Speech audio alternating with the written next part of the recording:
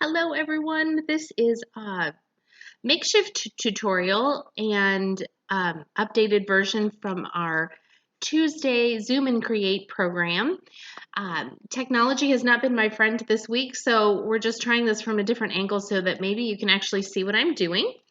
In your packet, you would have received some copies of pages from this book. That's backwards. It's called Dot Journaling, a Practical Guide. This is another resource I actually found on letsmakeart.com. It's also available on Amazon and in other places. It's actually really helpful.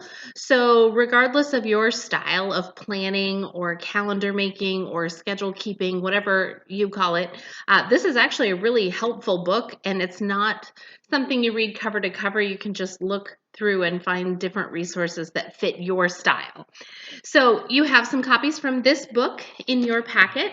You have some stickers. I happen to really like puffy stickers, but I'll tell you right now, you definitely want to think hard about where you put these stickers. I would recommend putting them on the flat pages or on the cover of your little journal. I wouldn't recommend putting them on the pages of the journal simply because they'll make it hard to write on the next page, but they're fun and they're cute. You also received two blank calendar templates, and we don't have the best copy machines at the library, so there is some fuzz in there which you can eliminate by either creating your own template or coloring it in, doing something different with it. So I have done a sample. I gave you two because we're halfway through January, and I thought you might want to practice with a January template and then make your February. And then at the end of the year, you could have a whole calendar of your family's events. And that would be totally separate from journaling. So we learned in 2020 that planning is secondary to what life really throws at us, right? So we're planning with the opportunity to be very, very flexible, which is why we would only do 1 or maybe 2 months at a time. So here is what I did with my January page. Now, granted, this is all going to be backwards on the screen, and I'm sorry about that, but this is one of the font styles, so to speak, of writing. You can do anything you like. I happen to really like having long tails, and it's kind of fun to be all in lowercase. I also have a key down here because I have lots of kids, and so I like to color code my calendar so I can at a glance look and see, oh look, Kelly has dance every Thursday, and I don't really have to think about it because it's green, so I know who it is, and everything that I schedule for her or whatever is in green, whether it's on this calendar or anywhere else. Same with everybody else. Everyone has a color, and I either write my stuff in pink or I write it in whatever color I make the calendar, and then I know it's mine. I'm not perfect at this by any means, and I start and stop all kinds of different calendars and planning systems because sometimes they work in a season of my life and then they stop working for whatever reason. So that's why I like these flexible versions. And I will have calendar pages available for each month. So you can actually do this for the whole month, and I will continue to make these blank templates available for you. Because this is a flat page and I'm not going to be writing on top of it, I did use some of the puffy stickers on here. If you have other planner stickers or other things that you like to use to decorate, this is a great opportunity. So my suggestion here is take a ruler and either the marker that was in your kit, or I love these fine line pens, any fine line pen. And I traced over the lines on the grid and recreated the grid in color and then added the numbers. Always double check and make sure that you're putting number 1 on the day it actually starts for this year, because that's usually where I get into trouble when I'm making a calendar. And even with a 5-week calendar, there's still a doubled up day. Sometimes I'll take this 31 and I'll put it up here in the empty week. It depends on how much space I have or if there's a lot of stuff going on. On Sundays, there generally isn't, so I just split the difference. But that's how I set up my January. And then I can hang it up. I can add notes to it. I can treat this like a family snapshot, if you will, and write down notes of things that happen. What do we do for Elsie's birthday? Or the fact that we did have a day off on the 18th and now we don't have a day off on the 18th. And see, we can even have scratches. The other thing you can use is correction tape. I recommend using, and so does this book actually, I recommend using correction tape over whiteout, the fluid kind, because the tape is much easier to write over and you also have a lot more control with it, believe it or not. So enjoy setting up your calendars, and please put pictures of how you set it up in the comments of this post on Facebook. If you want to take a picture of it before you put your family's actual activities on there, that would make total sense, so you're not putting your schedule out there for the world to see. But it's always fun to see how others like to set things up.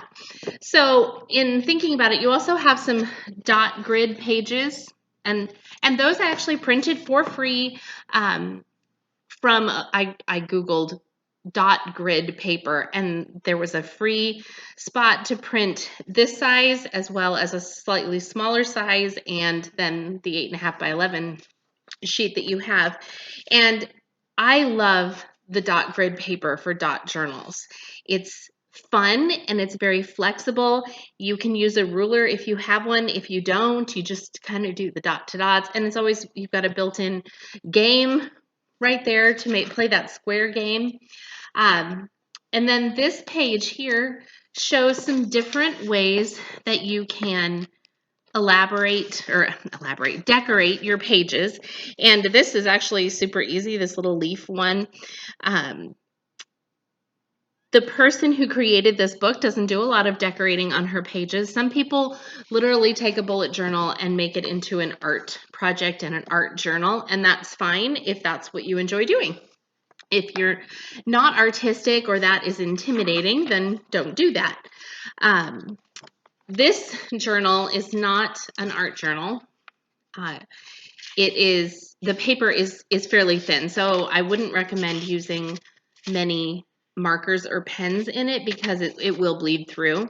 This would be a great journal to use a glue stick and glue things in, or use stickers or pencil, or if you've got a marker like a ballpoint pen, those would not bleed through so much. But this is a really fun way to practice and start some journaling options, but it is lined, so that constricts a little bit maybe how you set up your pages, but it's still fun to practice.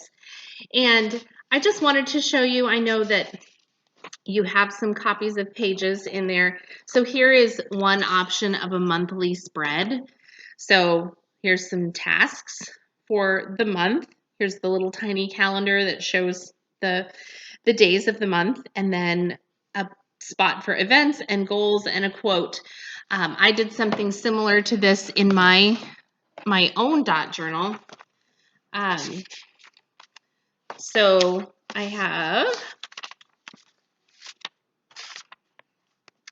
I did a 2-page monthly spread that shows, that has that same kind of format, and then habit tracker, and then a place for notes, place for goals, place to keep track of whether or not I actually journaled.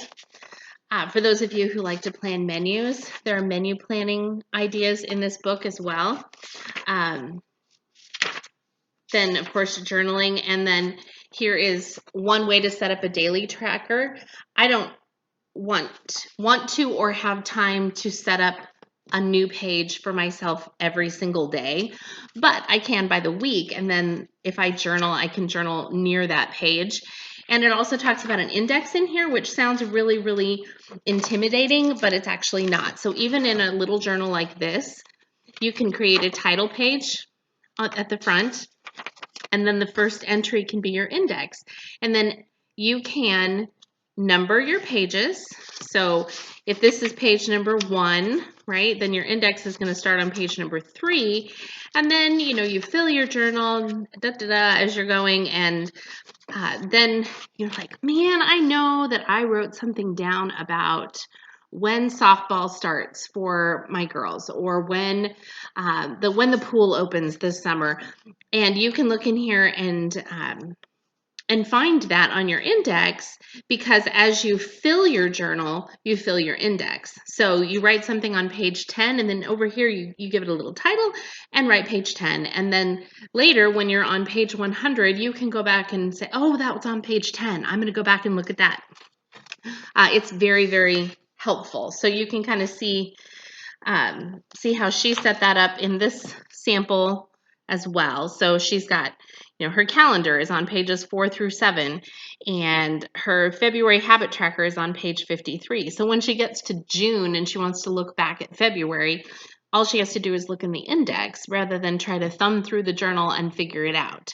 And by then you might be in a second journal. So it's always helpful to have that index. There's lots of other ways to set up your year as well. And really, it just depends on what you need your planner or your journal to do for you. So if all you need is to keep track of special dates in your family, then this is a great setup, something similar to this, where you've got what the month is, and then you can just write down all the dates. So it's kind of like that perpetual birthday calendar. So under January, you've got all the people who have a birthday or an anniversary or some kind of special occasion in January, or a big event or a vacation, if we ever get to take those again. Here's a 4-month spread. So this is just set up in boxes so that you can write whatever you need to for each month.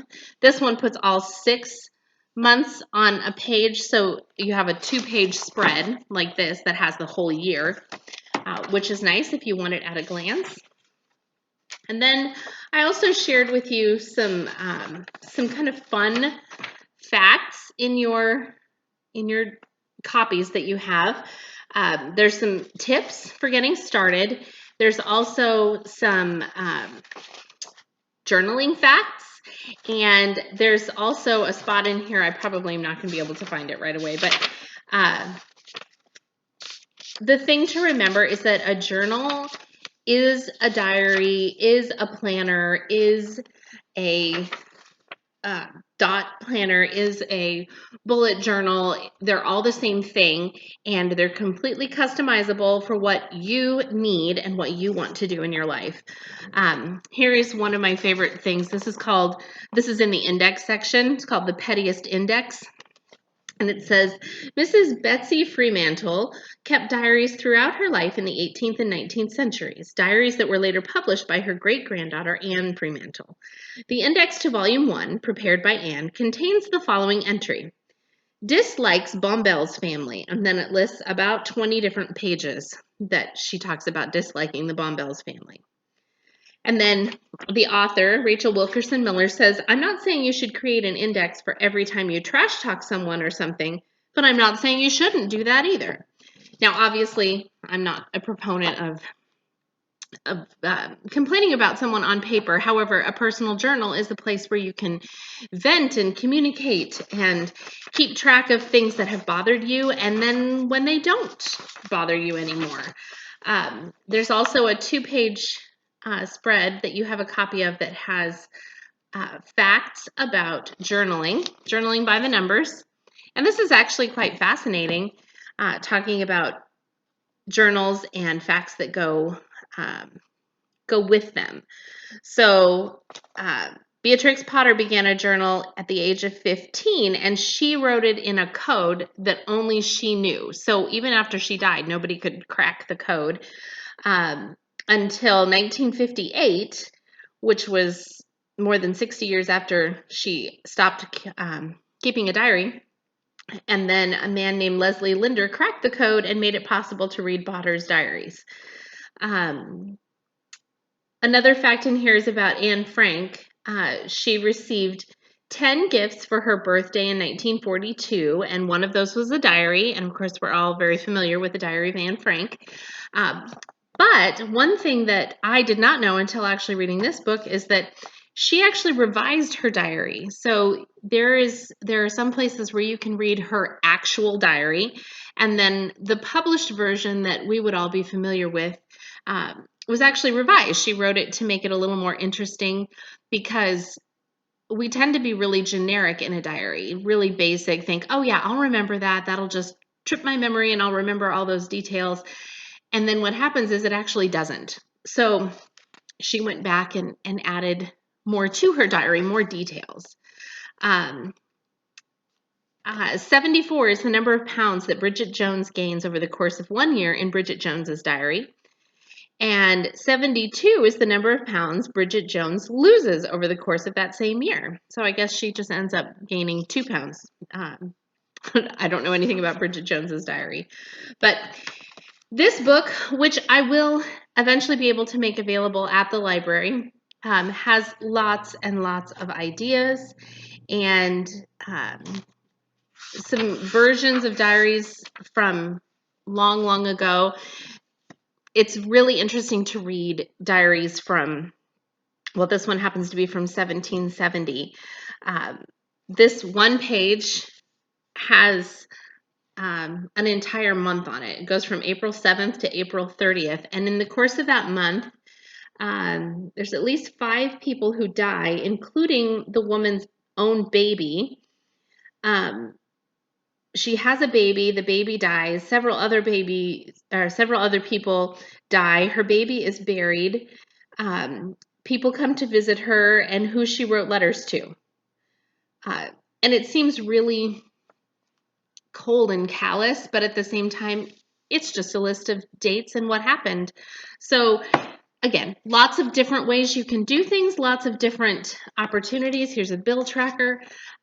If you are interested in seeing this book as you set something up for 2021, just email me, SheratonLibraryKids@gmail.com, and we will be doing some more journaling activities and art journaling over the course of the year, as well as keeping things set up so that by the end of 2021, you could have a complete calendar for your family. So I hope you have fun with this. I'm sorry that I know my face is not in this video at all, but hopefully you could see the different things that we're talking about. And I look forward to seeing pictures of what you create and how you use your puffy stickers and some of the other planning stickers that you have and whatever else you have on hand. So enjoy your planning process. Don't plan too far ahead because 2020 is not that far behind us.